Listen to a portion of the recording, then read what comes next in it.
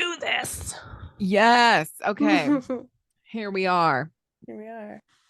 All right. Let me move this around here just for a second. Get myself situated in here. I like how we're like, let's do this. All right. All right. Let me get this situated here. Like we haven't been talking for the last hour. Oh my God. All right.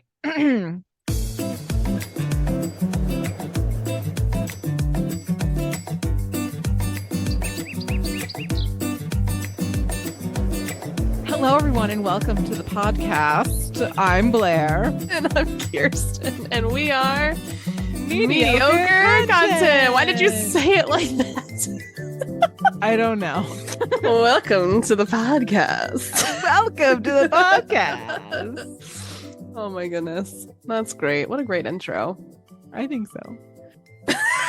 So we're watching The Voice because Niall's one of the coaches. Indeed. And you know, so like the coaches on The Voice this season are Kelly Clarkson, Chance the Rapper, Niall. Chance the Rapper. I know. No, I've he's not good heard that though. name in forever. I know. He's good. And then it's also Blake Shelton, right? And this is Blake Shelton's last season. I love how the excitement was here for the first half, and then you said, "Oh, and then Blake Shelton." He's not my fave, but him and Niall have a very funny relationship. They both sit next to each other and they rag on each other the whole time. Interesting. And it's so funny. And he, of course, says Niall's name like now. Oh my God, Blair. And it's the best. It go. Let it go. The best. I can't pronounce stuff. No, but he says it that way too. And it's so funny. It's now. It's now. You know, he's like, you need to pick me. I don't be on Niall's team. No. He doesn't care about you. I feel that so deep in my chest. It's the best. It's truly amazing. Oh my gosh. I feel very validated. It's not the person I wanted to be validated by, but I'll take it. Yeah. I think it's reasonable. He broke Miranda's heart and I'll always hate him for it just a little bit. Same. Mm-hmm. My mom thinks that Miranda broke his heart and she cheated on him. And I'm like, ma'am, where are you getting your information from? Because you are wrong. Sorry. First of all, Blake Shelton and Jason Aldean can go get bent at this point because That's right. Are you kidding me? I have stopped listening to both of them. And then when I found out Blake was going out with Gwen, I was like, get out of here. Vomit. Leave. Oof. Oh, bro. It reminds me when Zayn and Perry broke up. I cried then too. I know. I'm so invested. I don't even know these people. I know. What a waste of time. These parasocial relationships really got me in a chokehold, man. Talk about anxiety. We're going right into the disclaimer now. So just so you guys know, as always, we are not experts on anything. If you come here to get any kind of advice, we are not the place to do that. Please don't. Today we're talking about Mother Nature. Should be pretty fun. Mm-hmm. And you know, we encourage you to do your own research. So especially if you disagree or, you know, feel like we said something wrong, and then just let us know. You know, we probably did. Sneak into our DMs and be like, hey, you guys, this is wrong. You need to fix it. And get out of my DMs. And we will. It'll be great. But you have good news, hopefully. I do. I have wonderful good news for everyone. And this is fabulous news from a healthcare perspective, in my opinion. I heard about this and I am so excited that you're talking about it. It's the best. It's the best. Okay, go. I'm ready. So, infamous insulin company Eli Lilly is capping out-of-pocket cost of insulin at $35. That's right. Oh, for the same price as a Chipotle bowl, you can get your insulin. I don't know if that's the best comparison for this situation. I know. I'm just kidding. I mean, it's very true, though. It's actually quite accurate. And to be clear, it's a Chipotle bowl with extra guac. It's not regular Chipotle guac. Okay, moving right on. Experts say this could prompt other insulin makers to do the exact same thing. Mm-hmm. Before this, the US cost of insulin was almost $100 a vial. It's just insanity. And that is more than any other country currently. For something that people literally need to live. Correct. Again, correct. Just stating. The price cap applies to people with private insurance, but it can also apply to people without insurance if they sign up for the Eli Lilly copay assistance program. So y'all know who you are with no insurance, but you can still get your cheap insulin. Okay. You know who you is. 3 to 10 people with diabetes who rely on insulin use a product from Eli Lilly. Nice. Eli Lilly chose to make this change after their stock prices dropped significantly after a false Twitter account claimed that they made insulin free. You know, I kind of feel like that was purposeful and karma. And to say that, like, oh, well, I guess we could do something about that. Correct. And some would say, Blair, how did anyone interpret this Twitter account as the real Eli Lilly? And I will tell you that this is when our friend and infamous Tesla owner Elon Musk, dummy, sorry, I'm not decided he was the sole person to be running Twitter, and he decided that everyone gets a check mark, or everyone can get a check mark if you pay, like, what was it, like $15 or something. Yeah.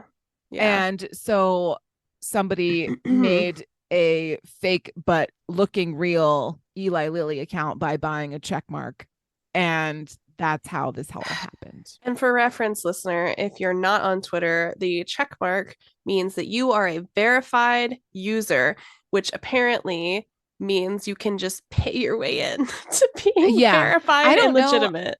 I think they stopped doing it, but there was a time there where everyone was getting a check mark just for fun, you know, kind of like roasting Elon Musk at the time. But this was a really fun way in which they were able to affect real change, which is fabulous. You've made me think about this, though. I didn't think about this when I originally saw this announcement. But going back, I don't remember what episode it was, but we discussed Mark Cuban's company, the pharmaceutical. Yeah. I wonder if now he may have better access to insulin options for his people now, because I remember he was saying that they didn't have that yet. Like they weren't like able to offer that yet.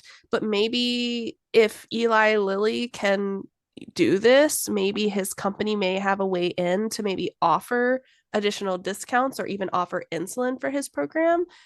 I would say this probably opened the door. I hope so. To kind of help at least negotiate those prices. Yeah. I mean? I'm so hopeful. That would definitely be something to keep an eye on for sure. I'm waiting for the next article to drop. That's right. We'll keep an eye on it. You heard it here first, folks. I thought about it first. So, Mark, if you're going to use it, you have to subsidize me. Mediocre content, action news, reporting. No, all I really want is like a house, a couple cows. Ooh. Yeah, cows. Some chickens. I want a farmstead, please, Mark. All right. Best of my farm. Now that we know what's on Kyrstin's wish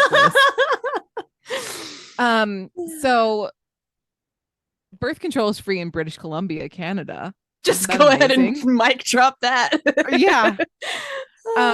Lots of medical. So what is covered? You can get oral contraceptive pills. You can get subdermal under the skin injections and implants. You can get copper and hormonal intrauterine devices, also known as IUDs. And you can get Plan B, also known as the morning after pill, which makes the most sense to me to have for free also. For free. So the thing that is not covered by this is condoms. The irony is rich, my friends. So yeah. Wow. And so Canadians will be able to get a prescription for all the things that I just mentioned straight from the pharmacist. They will not have to go to the doctor if they don't want to. I think you have to do like an initial checkup, but once they've cleared you, the pharmacists will have the power to be able to write a prescription. This is what makes me nervous about that, if I may Okay. be transparent. Sure. So the only thing that would make me nervous is they say, oh, this is free, but you have to get a checkup first. And so my concern would be, how often is this being approved for the average person to take advantage of? You know what I mean? So it didn't have any specific Yeah. rules that I saw. I don't even know. I think it would make sense to me that you would have to get a yearly checkup. But Right. there were no stipulations that said specifically that you had to have a yearly checkup. Okay. Okay. I mean, As you a should if you're getting something that's Yes. inserted, but I just meant Yes. like to be approved to have this stuff for free. The cool part, the main part that they mentioned was that Mm-hmm. the pharmacists can write prescriptions for it. So if you go into the Right. pharmacy and you say, "Hey, I need birth control," they can be Mm-hmm. like, "Great, here you go." Okay. Okay. Cool, cool, It cool, cool, doesn't cool. have You don't have to have proof of like a gyno visit or anything like that. Now, the other thing I'm wondering, you probably realistically, I imagine people who are taking advantage of this would be going to the doctor just to make sure it's the right dosage, the right type that fits their body needs and their body Sure. function. So I would pray Sure. that that's the case. But this is a massive win Mm-hmm. for Canada, in my Yeah. opinion. So the province said it's offering free contraception to make sure that money isn't a barrier for women, transgender, and non-binary people to make choices about their own sexual and reproductive health. Except for condoms. Right. But like, let's be honest, Right. you can get those for free at Planned Parenthood. Like It's very true. it's It's not very that serious, you guys. true. Just go grab a pack. Right. So I think Hmm. I think people like, because in Canada they have Mm-hmm. different, you can still get a checkup and everything for free there, Mm-hmm. you know? Mm-hmm. So I think they just want to make sure that everyone is getting what they need. It's Mm-hmm. not necessarily like, oh yeah, we're just going to be starting to give out like free IUDs all of a sudden, like all over the place. But I think they're just trying it in British Columbia to make sure, like, like Mm. the statement said, just to make sure everyone has what they need, you know? That's really what it comes down to, you know? Yeah. Hmm. So That's good deep. news. Good Yes. news. Deep concept for even outside of birth control. But Yeah. we'll start there. I mean, Good start. just some basic human rights is all I want in life. That's it. And speaking of mothers, I'm just gonna do my Yikes. infamous terrible Oh segue. my God. uh, nature's a mom. That's where I was going with that. It wasn't Nature is that a great. mom. It wasn't very good, I'll admit. I tried my best.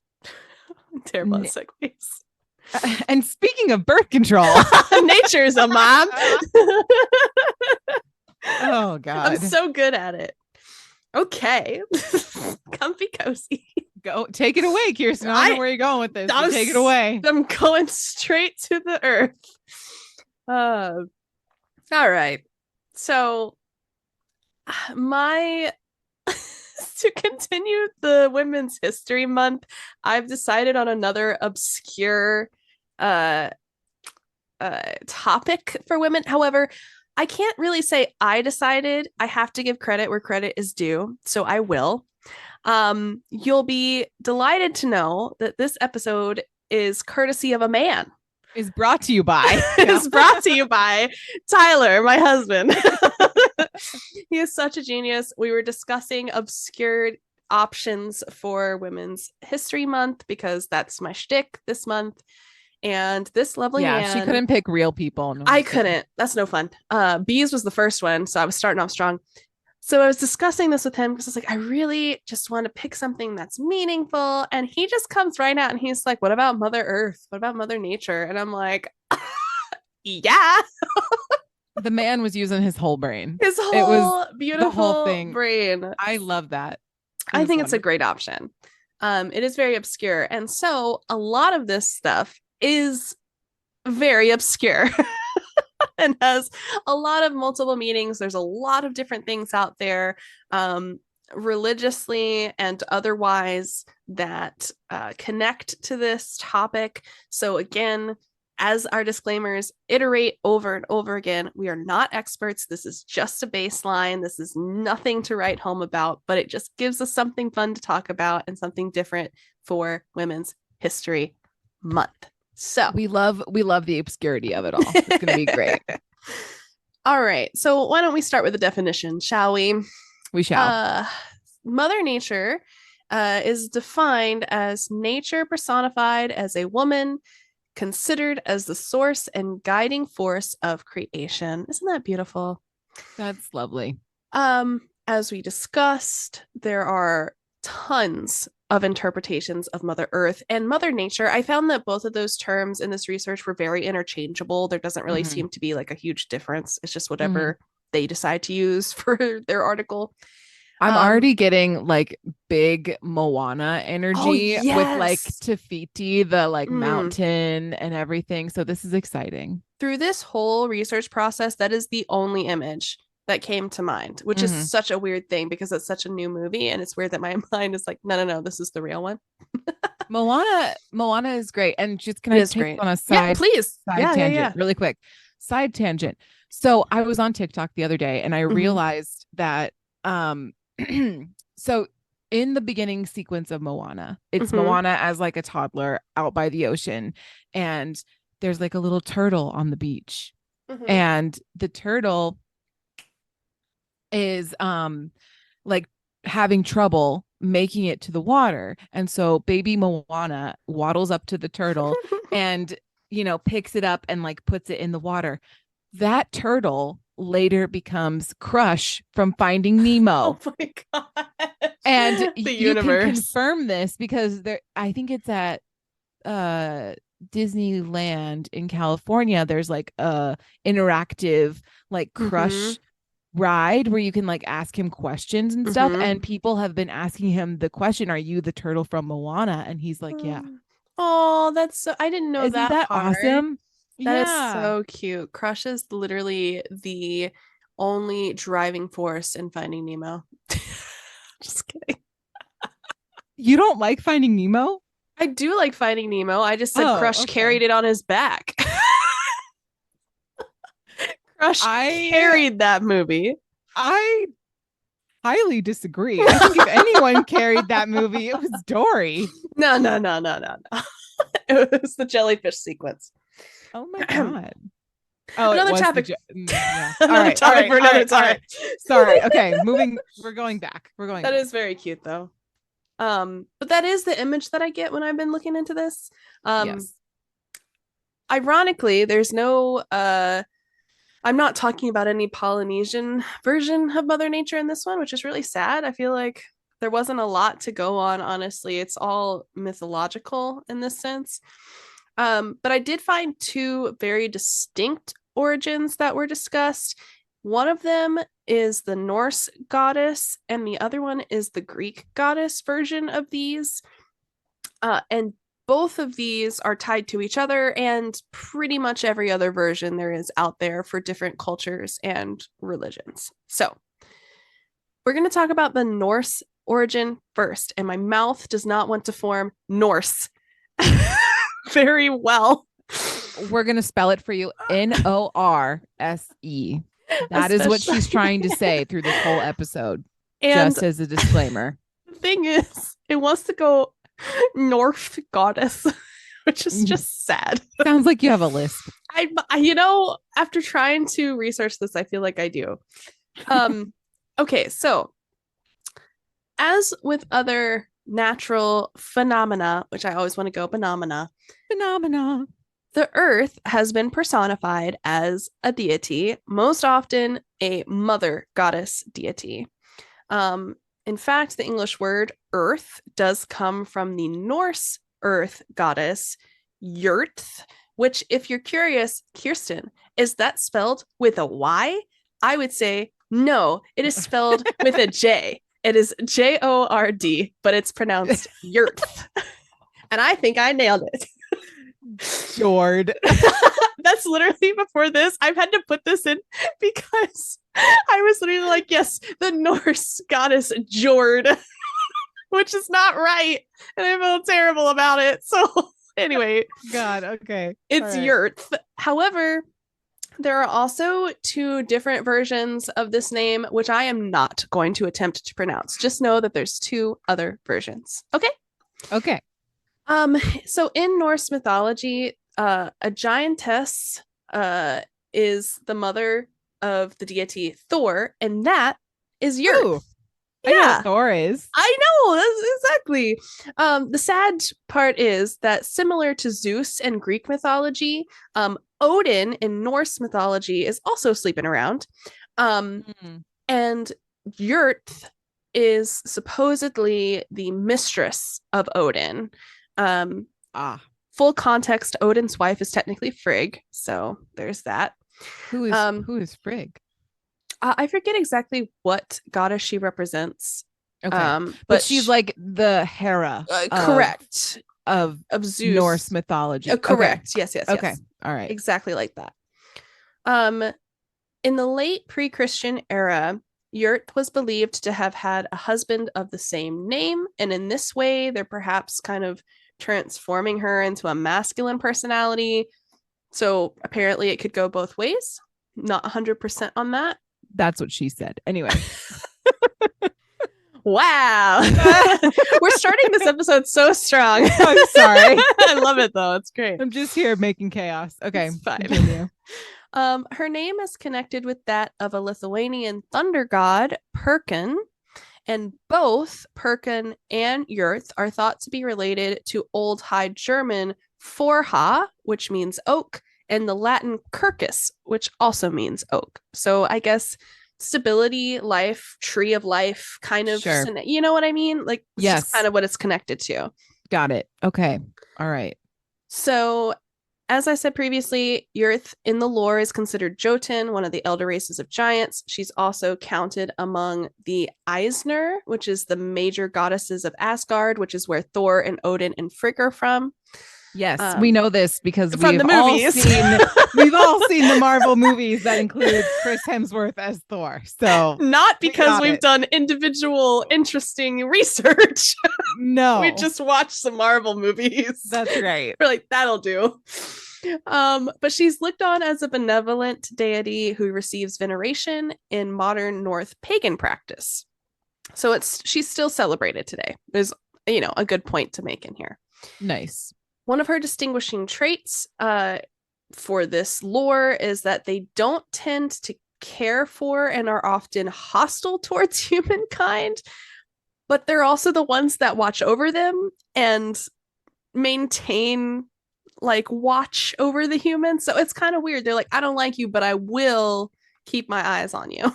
So that gives me, just to put it in some perspective that might be more familiar to others, that gives me very Old Testament God vibes. Correct. Exactly. That is very much what it's like. And we'll see. Old Testament God will flood the earth, but then it's fine because Noah has the ark. So it's good. He's got your back. Kind of ironic because if you take that information, so this is just the lore around her kind. So like the Jotun, for example. It's not necessarily her, because what we'll see is her name basically is related to mountains, physical terrain, earth and mass.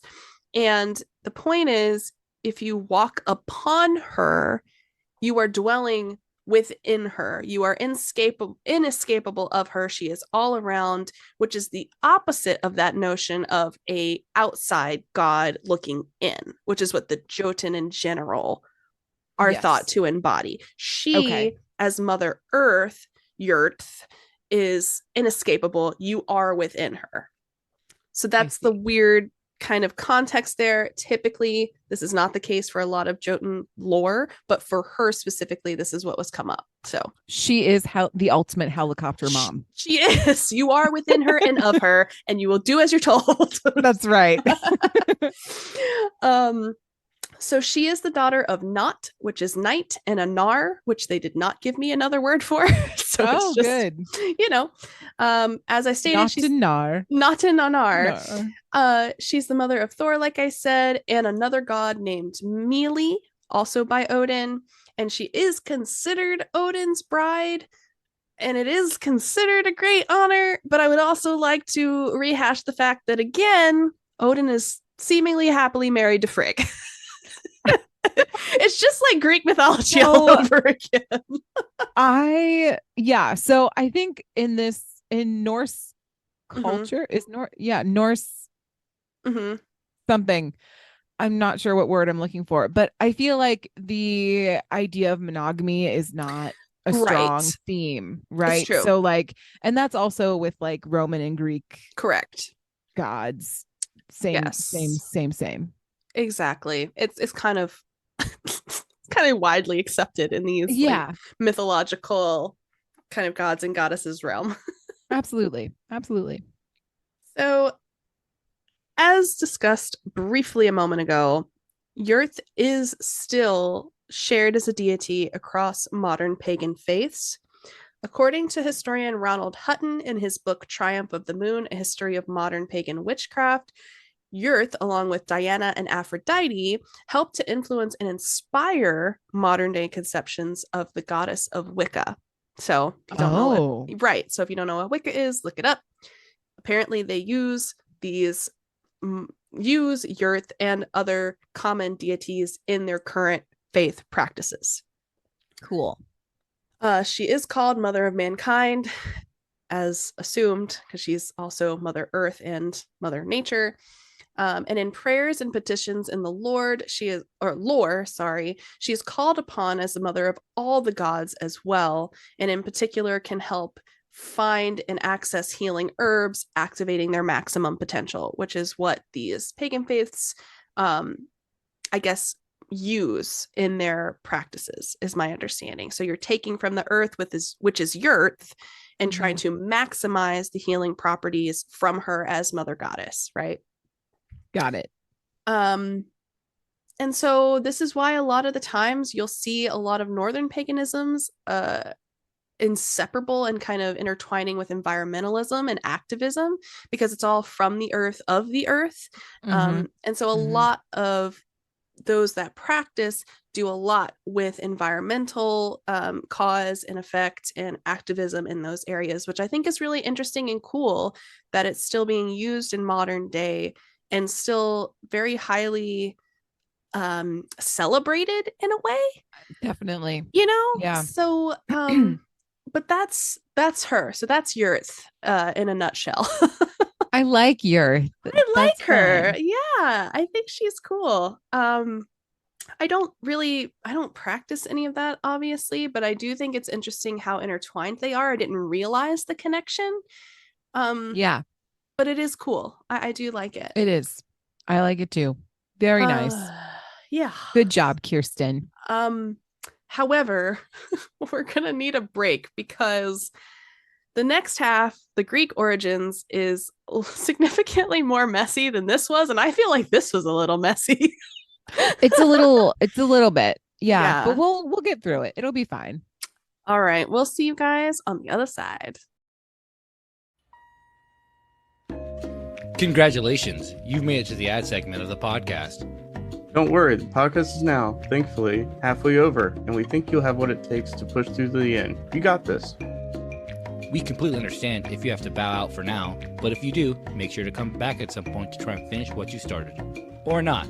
That's also fine. If you got what it takes to continue, we know you do.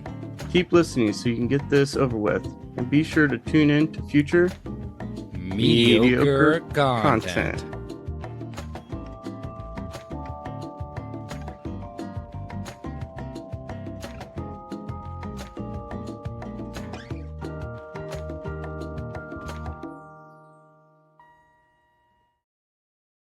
Welcome back, everybody. We just had new boots scooting in my roots. Oh my god. I'm just gonna repeat it for people that might be wanting to know. Oh my god. But the phrase "don't put stuff in my crock hole" definitely came up in this past conversation. It was literally within 10 seconds after hitting not recording or don't record or end recording. I don't know which one it is.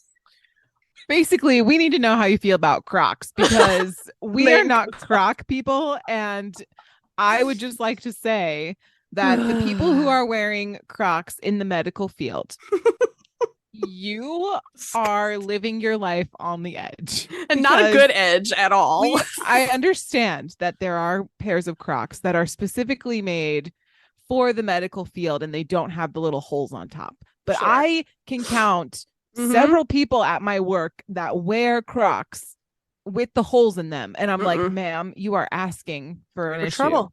Yeah, You're that's asking disgusting. for an issue. They're like, cause it just takes one time for some blood or guts or something to go through your croc holes. Your whole croc hole. Don't put stuff in my croc hole. That's gross. Yeah.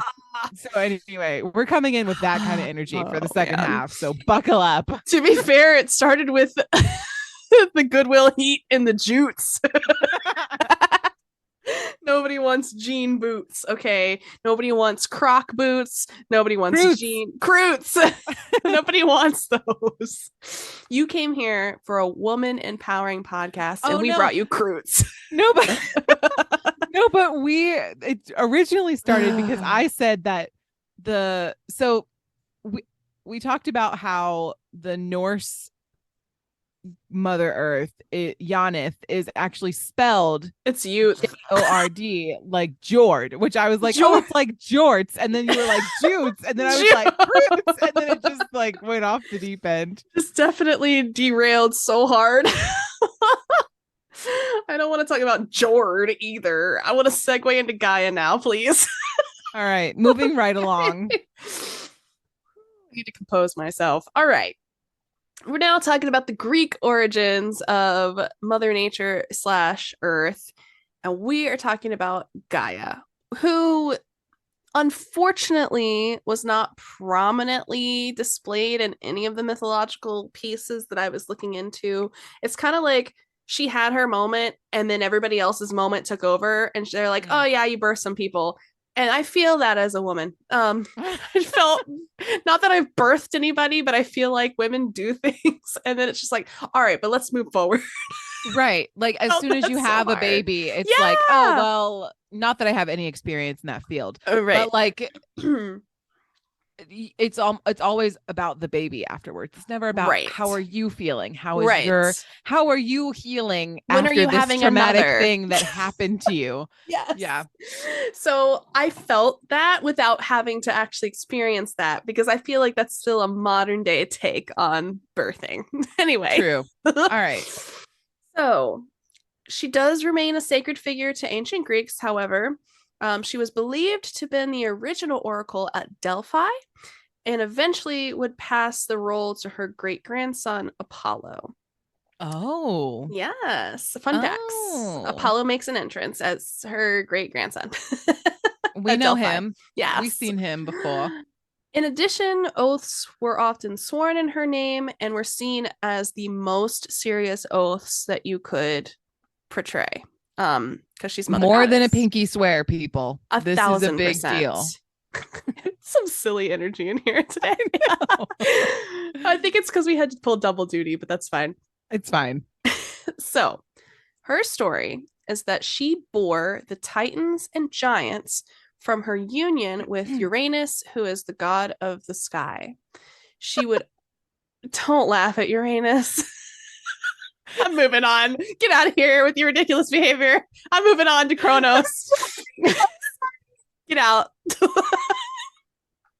She also eventually bore Kronos, god of time, who fathered the chief god Zeus with his Titan sister Rhea. We're not going back to Uranus. You said she bore the Titans. Just my brain reread it as you were rereading it. Her union with Uranus. Oh my god. I didn't realize it said it like that. Now I feel like I need to rephrase it. You do. I'm over here trying to be serious about Mother Earth. You're over there laughing about a Uranus joke I didn't mean to write.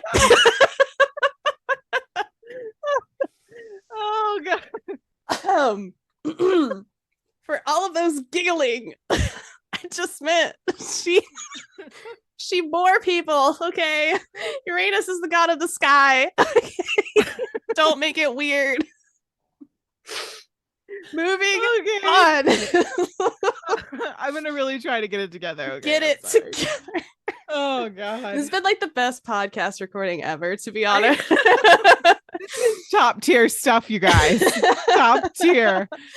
I can't wait for this to be like somebody's first listen. Oh my god. For us. And we're like, Croots, Uranus. Oh my goodness. Okay. So if you missed the second half because you were giggling like a child, she bore Cronus, god of time. Important because then there's Zeus and Rhea. Okay, this is important for just a little bit of background here. All right, so Gaia herself was said to have formed spontaneously from a void and formed Uranus out of primordial mists to cover herself and to appease her loneliness. It's sad and lonely being a void, okay, by yourself. So she had to make some friends. She made Uranus. She also fashioned other deities on her own. Doing it on purpose. I'm really trying to contain my giggles and I can't do it. It's hard. You've made it a thing now. My brain didn't compute it till you said it. Do you know my 6th grade science teacher? Oh no. Shout out Mr. Johnson. He made us, instead of saying Uranus, because he knew that we were a bunch of immature 6th graders, and clearly nothing has changed. No. He made us say Uranus instead. Oh my gosh. I feel like it's worse. And the other thing is that if we said Uranus by accident, because that's like what the planet's name is called. Yeah. We would he would take a point from our class, and like he had a whole thing where it was like he had different point systems. What was his name again? Mr. Johnson. Excuse me, Mr. Johnson. That is ridiculous. And how dare you? I need to get all of Blair's points back because I guarantee she said Uranus at least once. I was too scared to speak. She was too stunned to speak. She was Give her points for trying. Ridiculous. Anyway. All right. Well, continue. We're good. We're doing good. Guy's lonely. Fine. She made Uranus. She's unlonely, and then she also fashioned Aphrodite, goddess of love. Oh, we love Aphrodite. Yeah, she's great. She a true queen. All right. She is. You know what? We should have done her too. Oh well, we'll move forward. We'll do another one. All right. So according to the classic myth, again for context, the reason Kronos is important is because he broke Gaia's heart. Super rude. By castrating and attempting to slay Uranus. So rude. So rude. I know. So Gaia then told Kronos that because of his wicked deed, his own son, again, this is Zeus. So Kronos' own son would someday do the same to him. Again, castration and then slay. And not the slay, but like the ouch slay. To prevent that fate from coming to pass, Kronos decided to just eat everyone. Which is great. Eventually, though, Rhea was able to deceive Kronos, Rhea is Zeus' sister, and protect one of her children, which gave Zeus time to go over to Gaia to be raised, and basically Zeus became so powerful that he cut open Kronos' stomach, freeing all of his brothers and sisters and becoming god of Olympus. So that's great for Zeus, but I would like to reiterate that without Gaia, none of this would have happened in the first place. I think that's fair. Yeah. So Gaia's great, raised Zeus. Zeus freed all his friends and family. And now Gaia is considered Mother Earth to us and to everyone else. Got it. So as reiterated, she created herself from primordial chaos, from a void. From her fertile womb, all life sprang, and unto Mother Earth, all living things must return. It's kind of like that from dust we're born and to dust we shall return. I don't remember which. Ooh. Yeah, it's kind of like that kind of feeling. She personifies the entire ecosystem of planet Earth. And Mother Nature is always working to achieve and maintain harmony, wholeness, and balance within the environment. It's considered a healer, a nurturer, supporter of life, obviously. And ultimately, all life and health depend on her. And they say, "In time, nature heals all ills." And that's just referring to her being this nurturer, supporter of life. Got it. Very nice. I know, it's so cute. The way of Mother Gaia is the passive feminine, a yin way of healing. And it states, "All we need to do to regain our health is return to the bosom of Mother Nature and live in accordance with her laws. And if you don't, that's bad news for you. You will not be healing." That's for sure. In the 1960s, James Lovelock formulated the Gaia hypothesis. And this states that all life and all living things on the planet are part of a single, all-encompassing global entity or consciousness, in this case, Gaia. And it is the global consciousness of Mother Gaia that makes the planet capable of supporting this life, while our neighboring planets and solar systems are apparently barren and lifeless, which I don't know about that 100%. Like, you know, it's a theory. It's the circle of life. No, I know you just watched that whole movie, but you need to get out of it. I know. That's the vibe, though. It is very much the vibe. The thing is, it's a hypothesis, and as we know, hypotheses they're not need to be facts. Tested. Right. Correct. However, through this global consciousness, through Mother Gaia, all living things on the planet, from their most primordial instincts, are constantly interacting with their environment to ensure the harmony, balance, and continuity of life. However, given global warming at the moment, I don't know that we're doing a great job with the environmental pieces on the table. I don't think we're doing very well. Side eye. So living in a balance with Mother Nature means health and healing are yours. Violating her laws, of course, would then throw this out of balance and suffering, disease, sadness.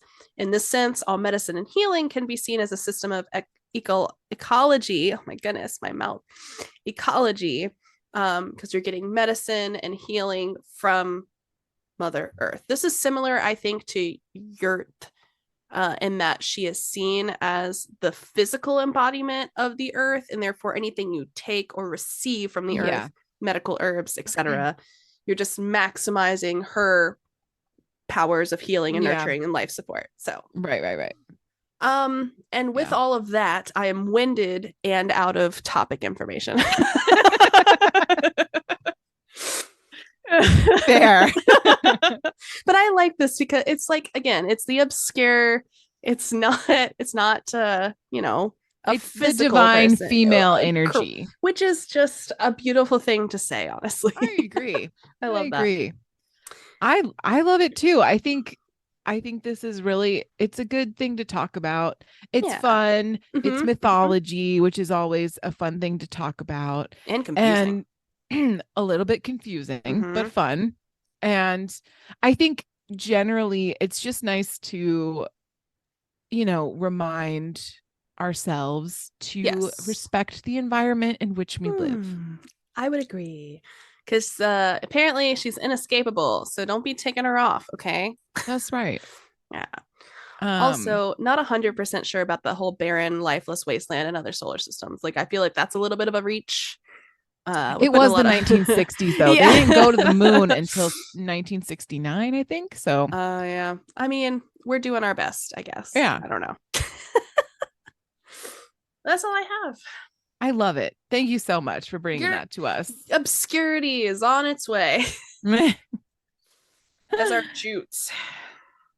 Ugh. Jutes. Well, can you let them know where to send all the goodies? Yes. Comment down below if you made it this far, and your comment if you've made it this far can be jutes. All right. Or croots. Or croots. Take your pick. Please don't say crockhole. Valid, but we won't accept it. All right. Please send us an email with any questions, comments, possibly concerns, or episode topic suggestions at mediocrecontentpodcast@gmail.com. Send us a tweet at mediocre squawks. or you can follow us on Instagram at Mediocre Content Podcast. And we will most definitely see you next week with a little bit less of an abstract topic. True. No shade or anything, but like, Not at all. if you're looking for an actual woman Right. to yes. celebrate during the Women's History Month, then next week is the week for you. Absolutely. We'll see you then. Cheers. Cheers.